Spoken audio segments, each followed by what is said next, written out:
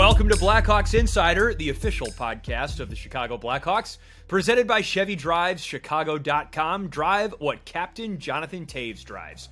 Make sure you subscribe on Apple Podcasts, Simplecast, Spotify, or whatever podcast platform you use. And like our YouTube page as well, as all videos are posted on the Blackhawks YouTube page. Welcome into our latest episode, everybody. It is great to be with you. Happy spring.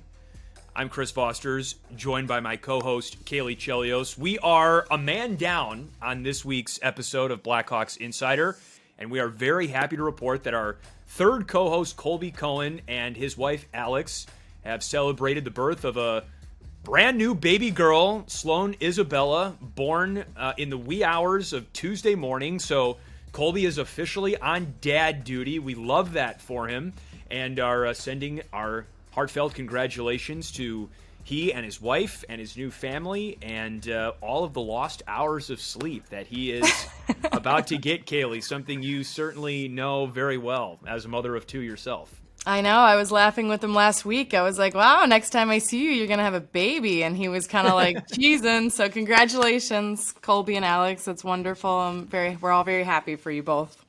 Happy news. And also happy news that it's spring. So even though we're about 2 months away from being able to eat outside in Chicago, you can at least see the light at the end of the tunnel a little bit. And the Hawks are in the middle of their longest road trip of the season, Caley. You and I have been on like the first half of it now, and fortunately, not to rub it in, but we've been to some pretty great locations, weather-wise included, starting things off in Nashville, going down to the desert in Arizona, and then up to the Mile High City to play the Colorado Avalanche most recently. So how did the road trip treat you, Caley? I know you're coming back midway. You're splitting radio duty and now television studio duty. But how did the trip treat you? It was great. I did my last radio broadcast of the season with John in Colorado, but it's hard to complain, when you end up in Nashville for a couple nights. The Blackhawks had a great sponsorship trip, some really cool sites and places to go see down in Nashville if you haven't gone. It's an amazing city. And then St. Patrick's Day in Arizona, a little vitamin D. It's tough to beat that too. Mullet Arena, that was my first experience, so it was a little unusual. And I was pretty surprised that the players felt like it was just kind of another day at the office just because it was so small and so kind of amateur feeling because it has that college feel, but yeah, it was good. I think there's only Climate Pledge Arena is the last arena I think I've not broadcasted a game from or done. When I was in Tampa, Seattle wasn't a team yet. So that's my last one that I probably have to hit. But otherwise, I finally got to Mullet, Chris. So I'm making my way around. How about you? Have you officially hit almost every NHL arena to do a broadcast yet? I'm really close. Actually, the Blackhawks' next game against the Washington Capitals on Wednesday night is going to be another check mark for me. I have not done a game from Capital One Arena. The Blackhawks' last game against the Colorado Avalanche Ball Arena was also a first for me. I think after that, I think honestly Washington might be my last one. Now, I guess I've been to Little Caesars Arena in Detroit, but I haven't broadcast a game there. I was there for a national telecast, so I guess that one's still on my list. So I think I'll need another trip around the horn on the NHL travel circuit to officially cross off some outliers, but I'm definitely getting there. And what an experience Mullet Arena is. You're right. It's a 4,600 seat arena. It's the home of the Arizona Coyotes and the Arizona State University Sun Devils hockey program. The Coyotes are voting on May 16th of this year to approve plans to build a new stadium in Tempe, which I don't know about you, Caley, but I wholeheartedly endorse. I love Tempe. I love that area of Phoenix. I went on a lovely hike up the Tempe Butte, 1,495 feet on the day of the game. It's certainly not the high point, even in the Phoenix metro area or anything like that, but a little bit of sun, a little bit of a hike, great way to kind of get out of the bubble a little bit, the travel bubble, as great as it is. It's nice to shake things up a little bit. No snakes or no scorpions got you on your way up the butte? That was my concern. No snakes, no scorpions, no skunks, which I was also told to be on the lookout for. Skunks are more nocturnal, so I didn't really have to worry about that. But, good. I'm glad. And I didn't step on any cacti either, so all good.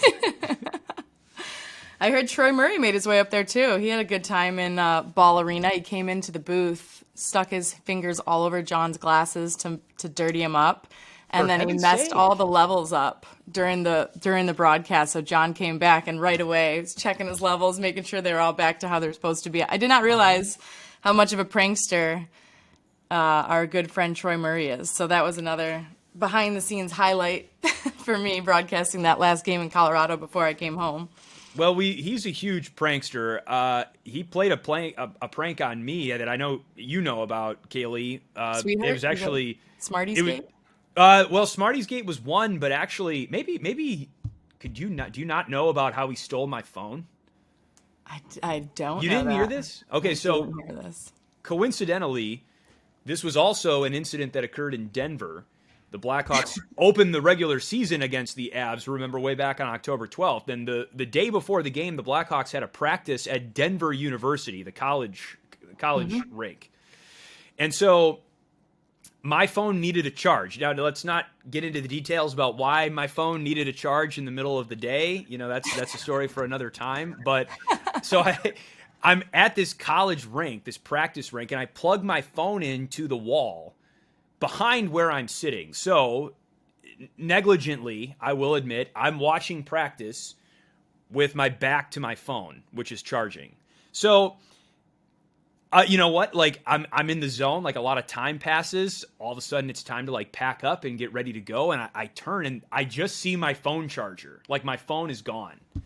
Oh. And I'm like, I'm like, did somebody steal my phone? So I'm like looking through my backpack just to make sure that I didn't forget, and there were fans watching practice. So it wasn't a closed practice. It was a public practice. So I'm thinking to myself, oh my gosh, got robbed. My phone, I got robbed. Somebody walked off with my phone. So I'm pulling open my laptop and I'm going on like find my phone, like to see where it is. And it's like, it can't zero in on the location, but it looks like it's somewhere around the arena. So I go to Kaylee Conoval, who's on the Blackhawks traveling staff in the communications department, and I'm like, Kaylee, someone stole my phone. Like, I think someone stole my phone. She's like, oh my gosh. So she calls my phone, and someone picks up.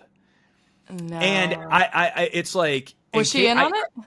No, she was not. She was 100% not in on it. And so I can't like hear the other side of the conversation, but Kaylee's basically going like, hi, I think you have my friend's phone. No. And then like, like this kind of like garbled, like this low sort of distorted voice going on. And she's like, well, that's not very nice. Like, that's mean. And like, da-da-da-da-da. And like, well, you can bring it back or we're going to call the police. Your call. And then like somehow like my eyes kind of drift to the other side of the rink, like the opposite corner of the rink. And I see Troy like standing on the glass with his like hat pulled down super low. And he's like got this ear to ear grin on his face. And there were people around who were just visibly cracking up because they were clued in on it at this point. So Troy stole my phone. For Troy. and saw the whole thing play out, like from a distance, sees me rummaging through my backpack to look for my phone. It's not there. He's got it the whole time. He pranks, Kaylee, God bless her, trying to help me out, find my phone. So at least you got a real one in Kaylee backing you up there and trying to get the bad guy, but that's too good a story. I can't believe I'm just hearing that now for the first time. Well, watch your back. Watch your back. I mean, watch your belongings when you're around Troy. I'll do so. Although I'm done for radio for the season, so I think I should be safe. But duly noted. No phone. Even at morning skate, yeah, you never know. Listen, real quick, I want to get to Cellys and chirps shortly, but I did just want to bring up another kind of cultural touchstone moment for me on this road trip. and you were there for this, Caley. I saw Slapshot for the first time. Yes, very happy for you. And I could see you grinning ear to ear when you were watching it for the first time all the way through like that. So congratulations, major hockey milestone. I'm very proud of you. Huge hockey milestone. I will need. So we were in the team meal room post game, and I could hear pretty well, but I need a rewatch to really just make sure that I get some of the iconic lines down. Some of which would not really be appropriate to repeat in this context. However, personally, I will say that I, as a fan of slapstick comedy, I really enjoyed the movie Slapshot, especially some of the brawls that take place on the ice, in the stands, even in the broadcast booth. I really got a kick out of that scene. Like the broadcaster gets in a fight with one of the players. I just wanted to share that with our Blackhawks Insider audience. I know you're proud of me, Caley. Do you have a favorite hockey movie? I think Mighty Ducks, D2. We talked about that earlier in the season, I think when the Hawks were playing maybe Anaheim, but D2 Mighty Ducks is probably my favorite. Miracle's like the iconic one, but I think I've watched D2 Mighty Ducks like 4,000 times as a kid on VHS. Also, I just want to point out too, I realized when you were telling me the phone story, this dates us because people hold their phones like this now, younger people, because of the iPhone. So if you go like this, you're pushing 30 or something. But this is way cooler. I mean, this is stupid. I'm with you. I do this too, but I'm just letting you know. What are you making, like the letter C or something like that on the side of your head? What are you doing? That's how you grasp the iPhone now. But you and I, we're still gonna to rock hang it. loose, hang loose till man, I die. Hang loose. And one final note about the generation gap. You could tell. So Slapshot came out in 1977, and so the entire coaching staff basically has this movie memorized line for line. You and I, 90s kids, it's the Mighty Ducks and that series. That is kind of our generation of Slapshot when it comes to iconic hockey movies. It is, yes. I think hockey used to be played a lot more like Slapshot was, and so it's kind of nostalgic, and the humor is pretty unreal in it. Watching it now, even if you're a little bit younger, it's always a good must if you're a hockey fan or just love the game. So I'm glad that I was there while you watched it for the first time. I feel like it was great. And I hadn't seen it in so long because it was rated R when I was a kid, so there's a lot of scenes I was not privy to. So feels good to actually watch it start to finish, and a good way to recap a fun road trip for me. It was very illuminating for both of us then. I'm happy to hear that. All right, let's get to Cellys and Chirps, which we also want to thank our sponsors, ChevyDrivesChicago.com, for sponsoring this podcast and this segment, Cellys and Chirps, where we introduce a topic to the group and invite a collective Celly or Chirp designation. Caley, would you like to go first, or would you like me to start things off? I can go first. I'll start it.